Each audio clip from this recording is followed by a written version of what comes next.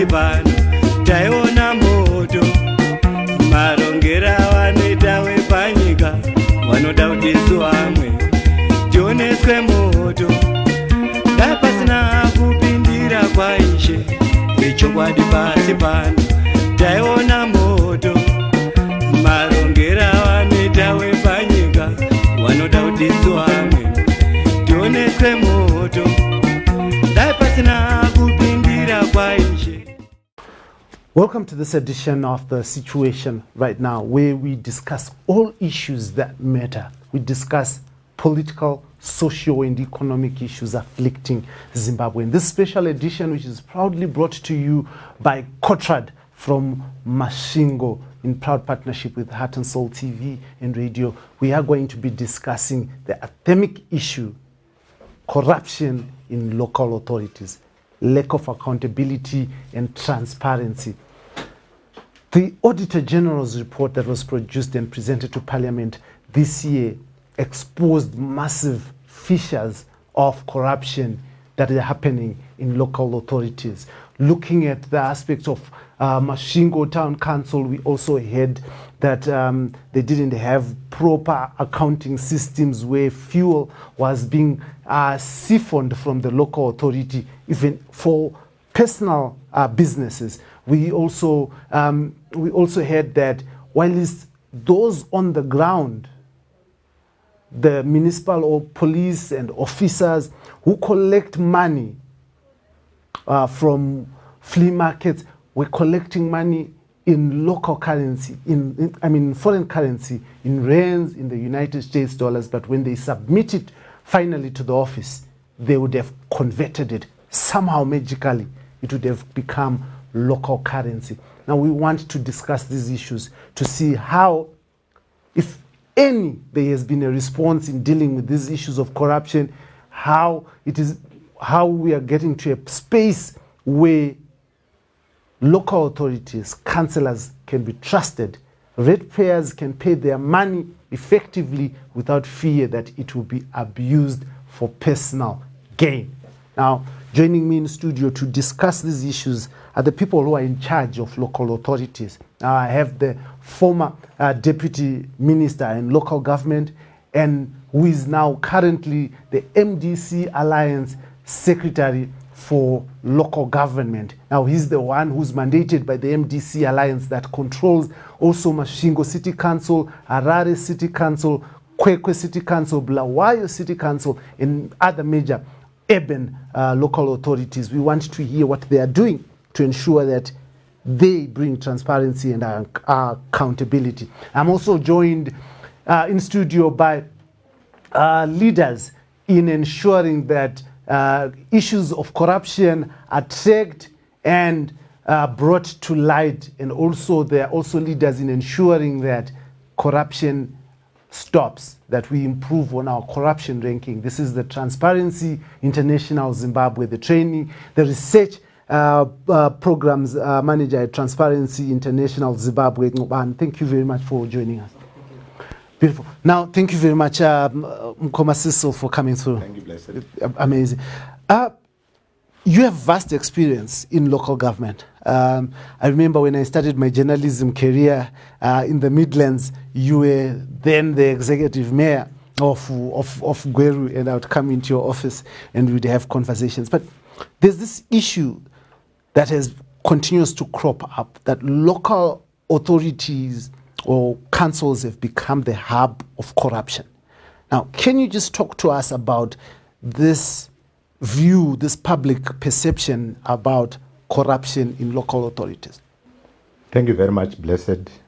The observation that corruption is mainly found in local authorities is firstly inaccurate, but perhaps the discourse can be reframed to say corruption is pervading our society at the moment, whether it's local government, whether it's central government, whether it's private sector, whether it's people on the streets. There is a general cultural shift towards kungwava ngwava. These are terms that are coming up that seem to accept that people can live through hook and crook. And there is need for us as a nation to get deeper into the challenge, into the problem. Why, for example, a teacher, I started off as a teacher actually, and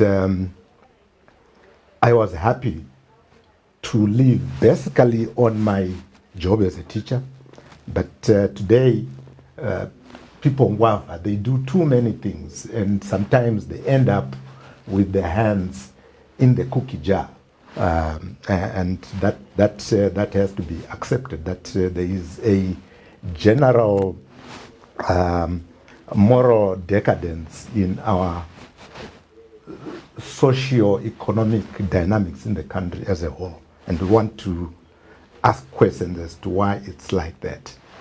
The next thing is to accept that indeed in local authorities, and it's properly framed, as opposed to what we have always had, where people seem to get into a council and disaggregate it into councillors and staff and apportion corruption to either elected officials or to appointed officials, rather than looking at the whole composite and say, is there transparency, is there integrity, people still guided by those moral values that used to be very central in our communities. As the MDC Alliance, we do believe that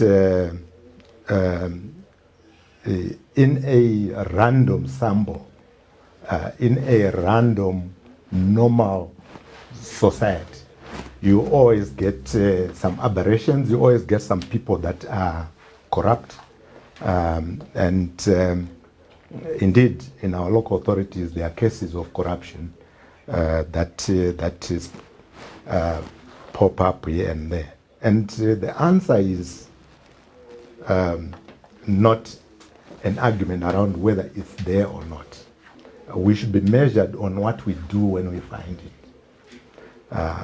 When we find that there is true corruption, we should be measured as to what we do. I want us to come back to that aspect of measuring so that we can begin to take you to account. But before we go there, I want the experts in looking at corruption, not in corruption, in looking at issues of corruption and flagging them and raising the issues. Now, one, the Auditor General released a report. Now, can you just probably just take us through some of those findings around local authorities? What were the serious issues, the red flags that came out of the Auditor General's report? Thank you very much for having me. The report indicates various forms of irregularities, particularly when you examine what the local authorities have been doing in before. And perhaps maybe let me start by saying that some of the issues that have been raised have been recurring. So you'll find that there are some of the issues that have not been solved in the previous reports. For example, aspects of where there are no policies, there are no risk management policies, in some of the local authorities. So this has been recurring. So we have been having some of these issues over time, and there hasn't been any deliberate effort to respond to them decisively. But on an overall view, there are issues to do with, for example, the issues of stands. I think there's a case of Chitungwiza. Chitungwiza is actually, there's a list of so many areas where there's a rise, a proliferation of stands that are not regulated, and stands that are, they are actually put in, they're actually allocated in places that are not designated for that. And you also have the cases of maybe where the issues of debt, the council authorities are not able to actually develop systems or are not implementing systems that are in place to ensure that they collect debt. So we have councillors that have so many years have been failing to collect debt, but at the same time that is a direct proportion or effect in terms of the quality of services that they they give out to the people. And there are also issues to do with, I mentioned the aspects of governance issues, where the policies are not there in place. And also maybe of concern is the aspect of procurement irregularities, where like you mentioned, the aspect of fuel, and also where some of the goods, some of the cars are bought, but they're not delivered. And it's been now so many years. So these are some of the issues that the AG has actually raised. And it's actually a concern because this affects the quality of services that people are paying or need.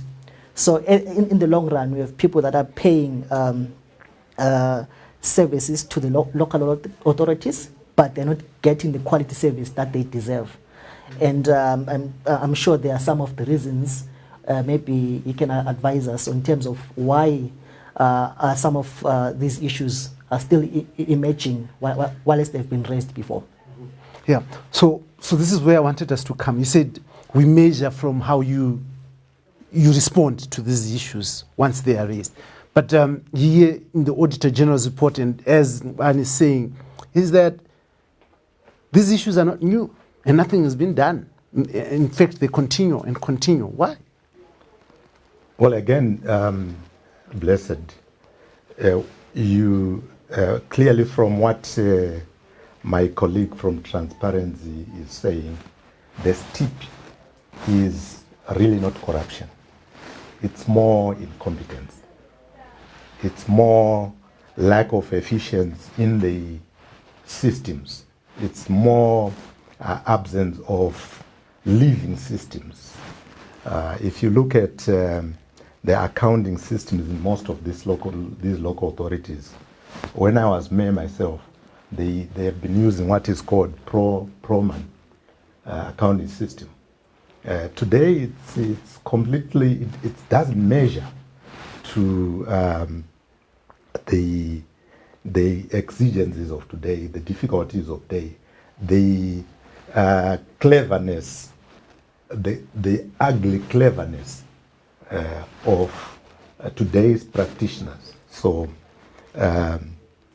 this could be this is the challenge, and it's really not that you have to look at the MDs. We have to look at the whole system. Looking at procurement, for example, is the institution strong enough? Is the institution of council sufficiently strong to deal with the challenges that they do have? And I posit that it's not. One, the position of mayor has been enfeebled very badly to the extent that the mayor does not have sufficient strength to make sure that things run according to his political plan. So you have got that challenge where your elected officials and the appointed officials are not working, spanned together for one common purpose. And it's all to do with the broader legislation. But if I would say that your councillors, those elected on the MDC Alliance ticket, and your party have actually intentionally allowed this weakness to go on so that you can personally benefit and steal from the people. Blessed, we have not allowed this. We are not the ones that removed the provision of the executive mayor, where the mayor had to be a person with certain experience, certain qualifications, elected directly by the people. So that is levels of accountability, where a person is elected by a whole constituents, as opposed to a person being elected by 25, 30 people. The levels, the depth of transparency and accountability is affected automatically. So we posit that we need to go back to directly elected people who can answer to a broader mass of people that voted for them. Mayor Muduri, for example, myself, for example, I was elected by the whole of Beru. But today, the new system, not put in place by the MDC, by the way. We are proponents of strong directly elected mayors who are accountable to the people, not to a few councillors. Mayors that will find it very, very difficult to manipulate a few people. So that's one thing. We believe that we must strengthen that institution. You cannot, Harare, for example, is bigger than maybe 10 ministries. And these ministries have got a full-time political head and an accounting officer. But in the case of Harare, the mayor is ceremonial. Harare is bigger than, its budget is probably bigger than the budget of Lesotho. You cannot have part-time business for such big work. So you need a strong, well-qualified mayor, full-time, engaged with the business of the people. That will help deepen issues of transparency. That will help deepen issues of accountability. Does this make sense to you? Maybe let me say that some of the issues that the AG raises are actually concerning. For example, where you have procurement processes and there are no supporting documents, receipts. I mean, in a proper, I think even I'm sure if you are running a tuck shop, you'll actually buy whatever you buy, you actually get receipts. I mean, it's the norm. But you have institutions, local authorities that do not even fail to provide supporting documents for the purchases that they've done. So I'm not sure now whether should we put it at a bigger level and start to say maybe people are not competent, or it's a case of where people have actually done their deals and they've actually gained a lot. I think these are some of the small things that the AG raises that I think are a bit more of a concern. And I think we should also look at it in such a way that aside from what the AG raises, we are very much aware, I'm sure citizens have experienced it, where people are asked to pay bribes to maybe mayors for them to, to elected officials so that they can get stands. Simple things.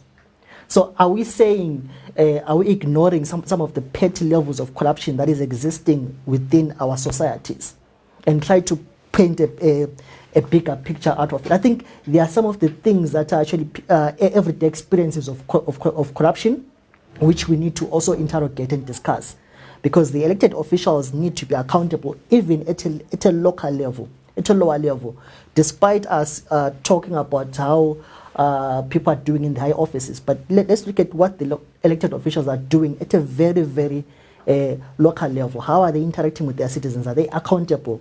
Are they not demanding bribes? Are they not demanding favors so that they can actually deliver some of the things to our citizens? I think these are questions that we need to also be asking. So this is a point that really makes sense to me, that do we need to have an executive mayor to ensure that you as a political party put before the people of integrity to run local authorities. In Masvingo, for example, you have issues of corruption in terms of land sales. You have issues of corruption in terms of money changing from rand to bond note before it gets to the council bank account. I mean, do we honestly need an executive mayor for that? Well, I'm basically saying we need a strong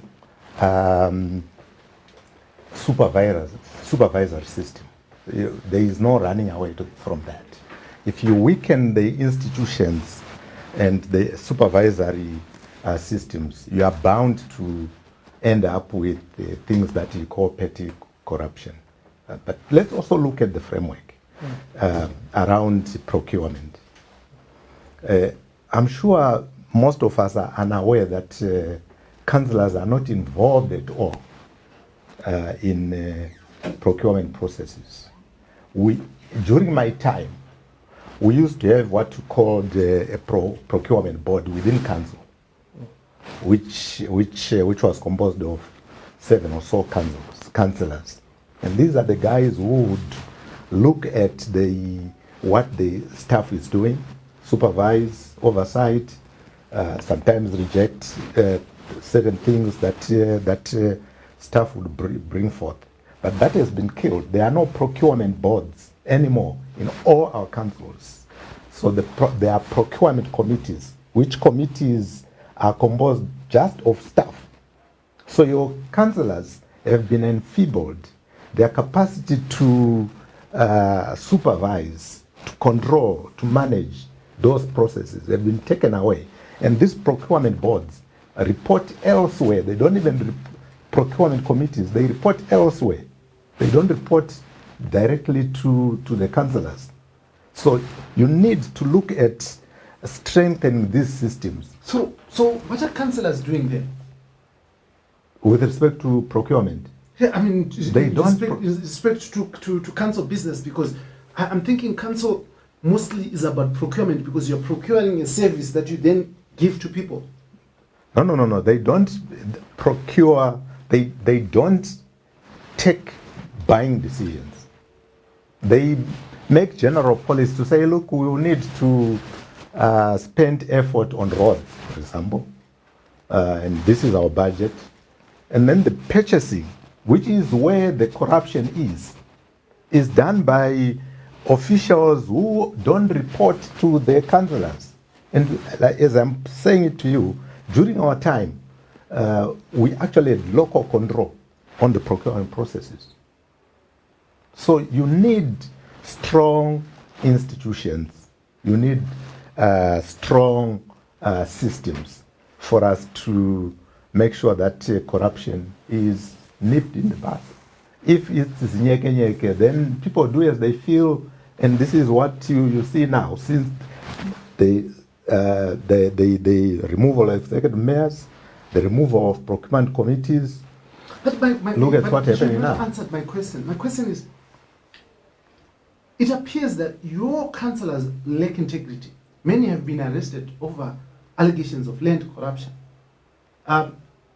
If you for instance, if you walk into Masvingo right now, there's a challenge where there's this space called the range, where people have been settled on wetlands, in dams. You know, where there was a dam has just been removed, and unregistered housing cooperatives are spawning there, and you haven't taken any action. Now, you said you take action. We do. Our record is clear. So on what action have you taken actions for instance, in Masvingo? Our record is clear on action that we take. Look at our history with Tungwiza. Look at our processes with respect to assessing where the corruption is. But what you say about allegations of corruption, some of it is really true, just allegations. You know, if you look at what ZAC does, for example, it's capture, release, sometimes smear and release.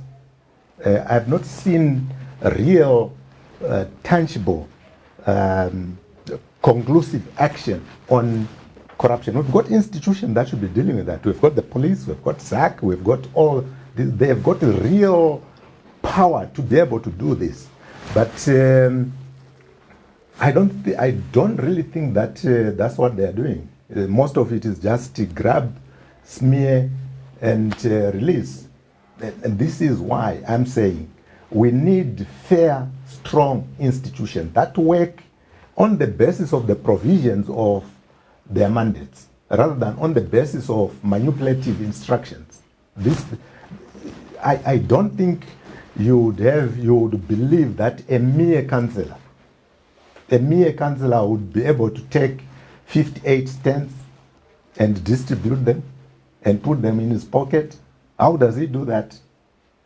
How can a mere one councillor like a case that I heard of here in Harare, where it's claimed that a mere councillor can have 38 stands, put them in his pocket. It's impossible.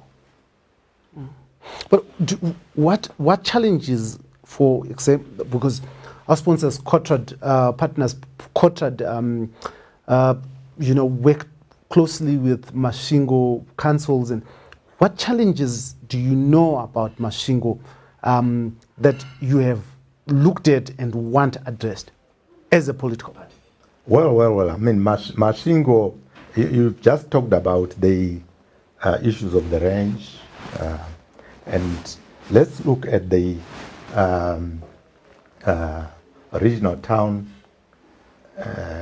Regional Country and Town Planning Act, and see the reporting hierarchy until an estate is allowed to come up, like in the range. The council starts off with a proposal to say we want to develop here, and then they go to the provincial offices, from the provincial offices to the National Fiscal Planning Department, which then allows development to take place. So you can see there is a lot of process there. With respect to issues of then having one or two houses in the wetlands, I don't know whether that you would call that corruption, or, as I put it, incompetence. But incompetence can be allowed to blossom to accommodate corruption. That's the problem. Now, you have got a town planner, you have got a director of engineering services who is employed, not by the council, employed by central government. And who does this person answer to? Again, back to our systems. Let's make sure that these councils have got proper devolved powers so that we can take them to task where they fail.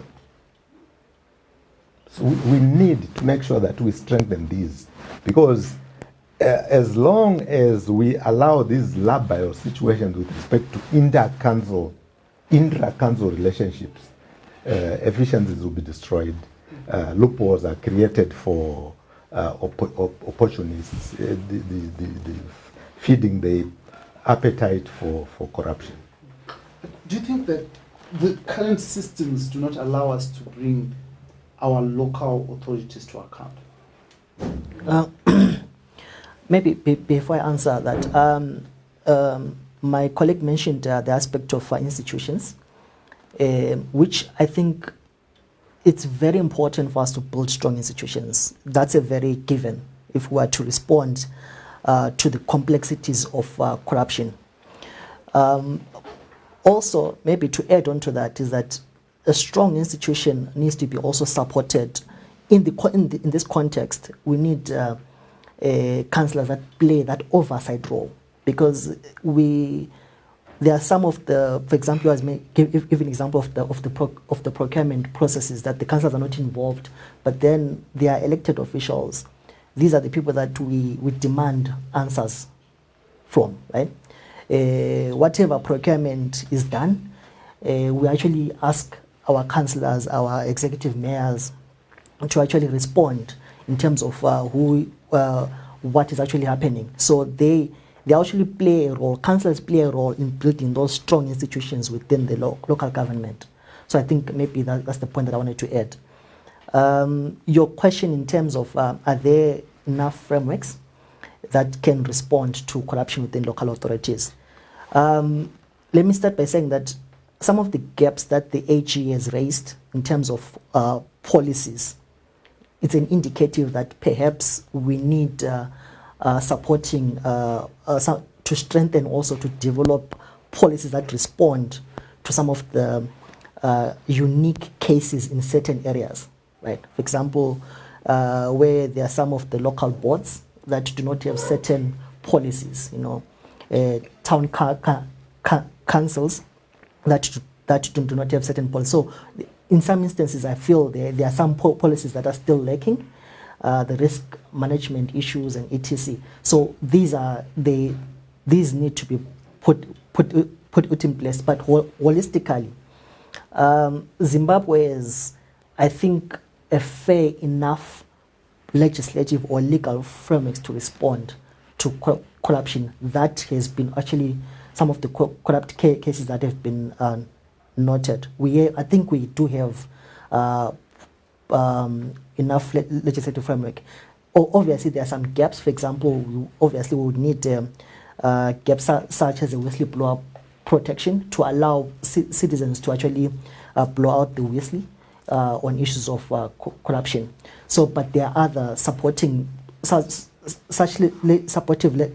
legislation can actually help. But in fairness, on a scale, we should, with the current policies and legislation, we should be at a better position to deal with corruption in Zimbabwe.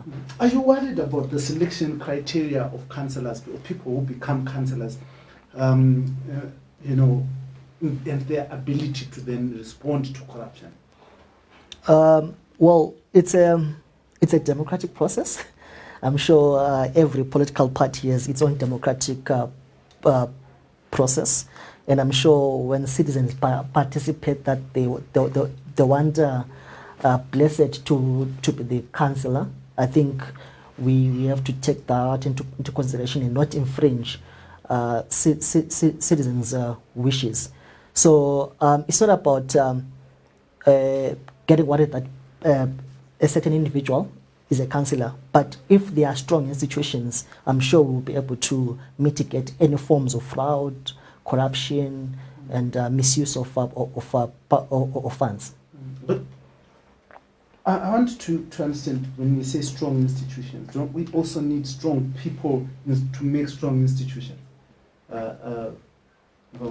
Yeah. You see, I do believe in, as my colleague says, in democratic processes. I do believe in non-discrimination on any basis. But I do believe that for somebody to be a mayor, that person has got to have certain qualities, certain skills, certain experiences. But we don't require that of a president. Someone just has to be 40 years. Sorry? But we don't require any certain experiences or thing for the president. Well, Someone I just understand. has to be 40 years. I do understand. And Why the bigger threshold on the mayor? You see, when you look at the mayor, this is the person who looks at the very close to the people. Let me just tell you something. If a mayor buys a Mercedes-Benz for himself, it becomes a big issue. But if a president has got 15 Mercedes-Benz vehicles, a helicopter, and other things, you don't get the noise. So the closer you get to the people, the more effective you have to be. You have to be now like a technician. You have to be like a medical doctor. You must know the tools. You must have the tools. You must know how to deal with the smaller issues that relate to the people. You have to have those skills. You are not looking at things generically. You're looking at precision and detail. So for me, the mayor of Harare, because he's very close to the people, he is looking at minute municipal people issues. He must have certain skills, certain management skills, certain interpersonal skills, certain knowledge, so that he can deliver. That's my belief. And secondly, in addition to that, we are not lowering the standard. In addition to the skills, the person must be elected by the people. So we're actually saying, in addition to the skills that the person has got, we don't want an appointed person. We want that person to be elected. So he is a richer, he is a more wholesome manager of people issues. Then we also go to what we call chairpersons of committees. For example, the chairperson of the finance committee has got to have some understanding of money, financing, so that when that person interfaces with the director of finance, they are talking at almost the same level. They understand each other. None is fooled by terms or by detail hidden somewhere in a complex term. If looking at the director of engineering services, I believe they must apart from management knowledge, appeal to the electorate, they must have those skills so that they're able to... What are you doing as a political party to ensure that you present for election those people with those qualities? Because remember, once you present whoever is elected in the office, and if there's none who has engineering skills or that understanding of finance, from that group must come out a finance director who then deals, especially finance director, finance chairperson, audit chairperson. These people are critical in terms of, number one, the audit for implementing the resolutions of the findings of the Auditor General, the internal audits and the external audits. And if they don't have that skill and understanding, this is why some of the things, in my view, as Ngobani says, continue to be recurring. Blessed, the problem is that we are micronizing the thing to say, look, as a party, you must do that. For me, I think this is a national issue. We must agree as a nation. But you're a national party, aren't you? Unless you are... I mean, across the political divide, I'm not talking about just about political party. I'm talking about the political parties. I'm talking about the people. There are certain things that we must agree as a people to say, as Zimbabweans, this is what we want our local authorities to look at. Then we have got national policy. We have got legislation at the national level to prescribe the sort of chairperson of finance committee in a local authority so that we are all agreed. What point is there in the MDC fielding a high flyer and the next party, which will win the ward, fields Mr. X, who knows nothing? So let's all agree so that whether it's ZANU-PF or MDC or NDU who eventually elects that particular mayor, it's a mayor of a certain quality. Couldn't it make sense to you, Mr. Zai, that if you're going to provide, as a political party, someone who's excellent, because you say in your campaigns that you're a party of excellence, and if you provide that and you get elected and you begin to deal with these issues of systematic corruption, petty corruption, people will have more faith in you as a political party to actually govern this country, other than having most of your local authorities right now are in disarray owing to allegations of corruption. Look, we have got more systematic challenges than our local authorities. Are you trivializing it? Trivializing the issue that we're talking about? No, this is a very critical issue. And I'm saying let's not look at the symptoms. Let's look at the root cause, you see. Let's look at Harare, for example. You are saying Harare is in disarray, and you must ask yourself why. Because we are not thinking together as a nation for the good of Hararians, you see. At the moment, the MDC alliance got elected into Harare, almost 100%, okay? And then comes the devious political processes that destroy that whole thing, that dysfunctionalize Harare altogether, that paralyzes Harare altogether. Where in the world you find a council or a team that has been elected for Party X being recalled by Party Y? Where in the world do you find a devolved system where the council wants to employ Mr. X for his skills and competencies, and central government says, no, you won't elect him because he's not one of us? So it's deeper than this. We need a new Zimbabwe. A new Zimbabwe that doesn't pride, that doesn't jump onto political opportunity, but rather that wants to walk in one direction for the good of the people. It's not there. And the culture cannot be created by the babies at lower level. It's got to be created by the people and by the government. Look at South Africa. In South Africa, they have got a truly decentralized or devolved system. And the DA gets elected in the Western Cape. They are able to say, look, when we go wrong, it's us, no one is interfering with us.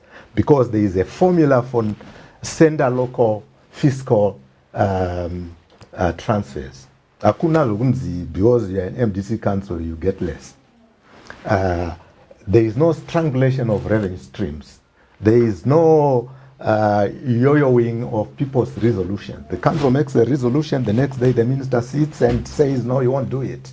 So we have to look at the general context of what's happening in our local authorities. You look at the procurement processes, the council is just simply told, you are going to buy pumps from Mr. X, whether it's expensive or not or incompetent. You have to directive, not even to the councillor, directive to the town clerk to say you are going to buy this from Mr. X. And it happens. If not, then you are suspended or removed.